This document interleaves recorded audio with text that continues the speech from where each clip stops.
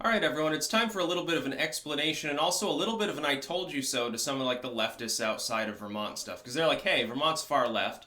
It's really blue. You've got the first transgendered gubernatorial candidate from a mainline party. Oh my God, she's going to win. And then, of course, didn't happen. Came in 20 points behind Phil Scott almost, which is exactly what I said would happen. They're mystified and they're very upset. And they're like, oh, it would have been so great to have our first transgendered governor in the United States. And I'm thinking to myself, you don't live in Vermont. You don't have to deal with anything that happens within our state politics. Why do you care? The only reason that they care is that this person happens to be transgender and have a D after their name. That's literally the only thing that they care about. No policies. Don't care what the policies are. Christine Hallquist could have come out and said, yeah, basically I'm, far right. I'm a Democrat, yeah, but, I think we need to slash taxes, fuck the trees, we're going to cut them all off for lumber. Yeah, I hate unions. I fucking, by the way, we're going to have, more prisons in the state and have landfills. We'll take people's trash. We're basically going to be, a far-right style dystopia. They still would have supported the campaign because, transgendered. Yeah, we got to get behind this campaign. It's a transgendered person. Meanwhile, in Vermont, I'm telling you, I saw in the entire campaign not one lawn sign for Christine Hallquist. Now, lawn signs don't matter a huge amount, and sometimes it's skewed.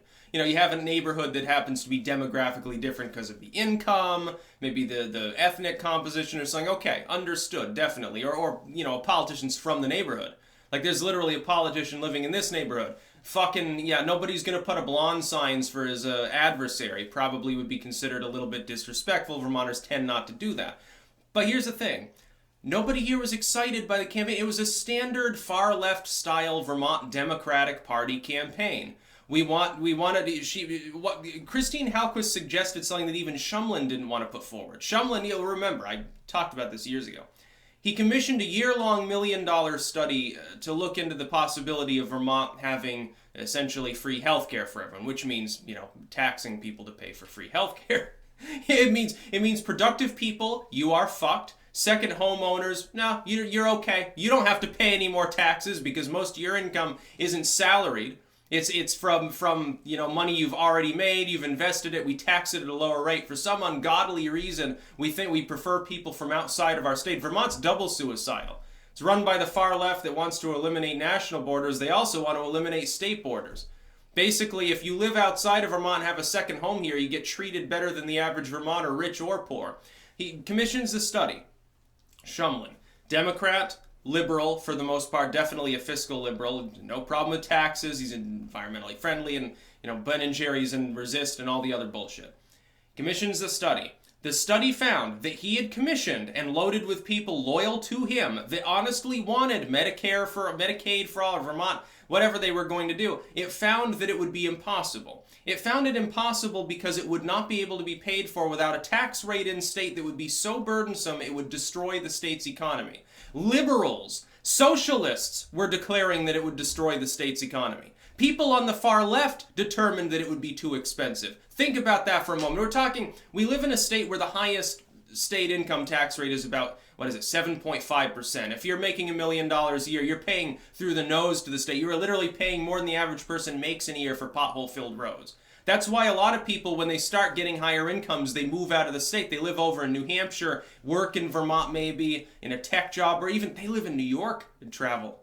New York has lower tax burden than Vermont. That's how fucking expensive things are here, and our infrastructure is so lackluster. It's really great for the tourists. It looks rustic and everything. Okay, that money trickles down to the communities a bit on the commercial end. And it doesn't help with any industry beyond cottage industries. Really great for tourists, bad for everyone else, including every Vermonter pretty much. Hallquist campaign said, basically, fuck the Peter Shumlin study, we think that it can be done. Yeah, let's double the state tax rate or something. That's okay, because you can get your free healthcare. You know what, Hallquist? I don't want free healthcare from the state.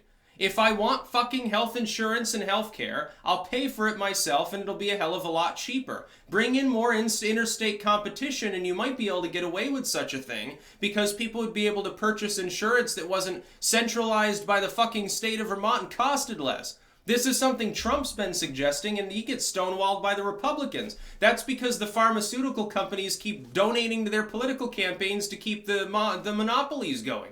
If you got a state where you got one insurer, yeah, it's going to be a problem. In Vermont, you've got one state exchange. You've got the Vermont State Health Exchange. That's what you've got. No wonder it's expensive.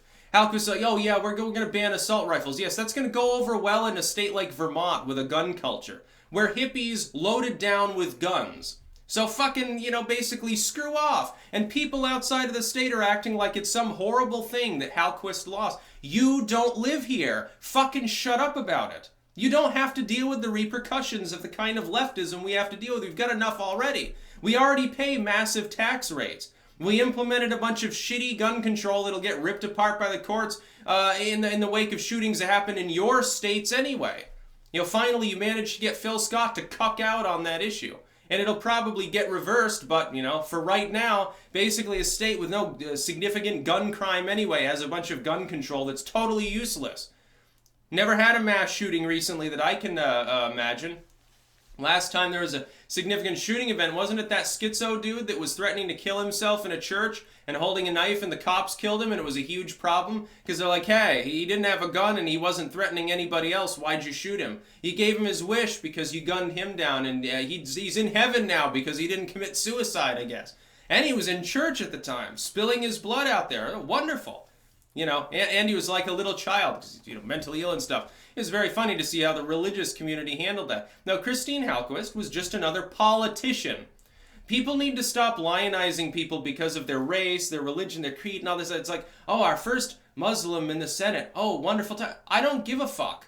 No, if anything, that's a detriment, because organized religion tends to be insane and cancerous and a bad thing in the world, as opposed to maybe spirituality or mere theism. So, yeah, I don't care. I don't care about what genitals Hallquist has. I don't care about hormone injections, all that. That's part of Hallquist's personal life. I don't give a fuck. It doesn't matter. This is someone that we were optioned off to elect to the highest position within our state, to be the governor. We have supermajority Democrats in the House and Senate anyway. Phil Scott has overseen a balanced budget. The one thing he's done right is budgeting properly. I wish that we would get someone in this state and say, hey, you know what? Maybe this state has continuous fiscal problems and demographic issues because of our burdensome tax rate and high cost of living. So that some artsy-fartsy upper middle class or some cool Wynot that does, painting commissions, or someone who's got a second home here, they're doing all right. Everyone else basically is fucked in the ass. That's basically how our state works. I don't care if you're transgendered. And no, I didn't vote for Hallquist, and I'm very proud. I didn't vote for Phil Scott either. I voted for Satan for governor, because Satan would do a better job than Phil Scott or Christine Hallquist. So, people outside of the state that know nothing about the campaign, you ask them, what's the platform of Christine Hallquist? But why do you support Christine Hallquist? Oh, first transgendered governor. Nobody gives a fuck. Vermonters didn't give a fuck. It's like when Hallquist was being threatened, I pointed out, Vermonters probably aren't the ones doing that, because Vermonters don't give a fuck. I don't care if you're gay. I don't care about their race. It doesn't matter to me. I looked at the platform. I took one look at the platform. Oh, more gun control, more taxes, and a failure, an abortion of a healthcare system that even fucking Peter Shumlin said was unworkable. Yeah, no thanks. I think I'll vote for somebody else. I'll vote for somebody qualified. It's not Phil Scott, sadly, but we got reelected anyway by flying colors. He's a popular governor. He's like that other, that goofy Republican that came before Peter Shumlin. What's his name? I can never remember because he's such a do-nothing governor for 2 terms. That's why Vermonters liked him. He didn't do anything. Basically, if you want to be governor in Vermont and get reelected, don't do anything.